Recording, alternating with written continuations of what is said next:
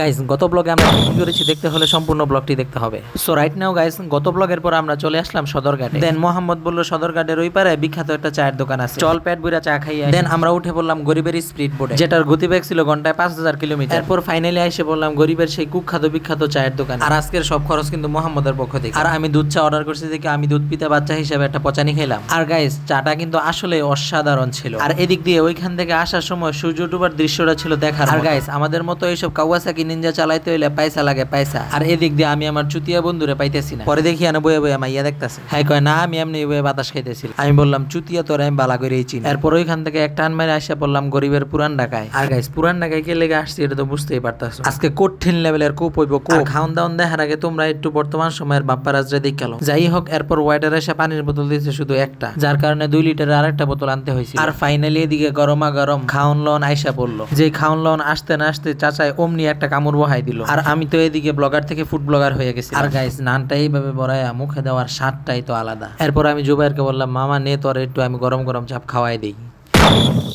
কি চাপটা কি অনেক মজা লাগছে? সো গাইস আঙ্গ খাওন দাওন প্রায় শেষ। আমরা এক একজন 3 পিস করে রুটি অর্ডার করছিলাম, পুরো 3 পিসই ফিনিশ করে দিলাম। সো গাইস আজকের ব্লগটা ছিল এই পর্যন্তই। ব্লগ আপনাদের কাছে ভালো লাগুক বা না লাগুক লাইক কিন্তু দেওয়ানই লাগবে। সো আল্লাহ হাফেজ।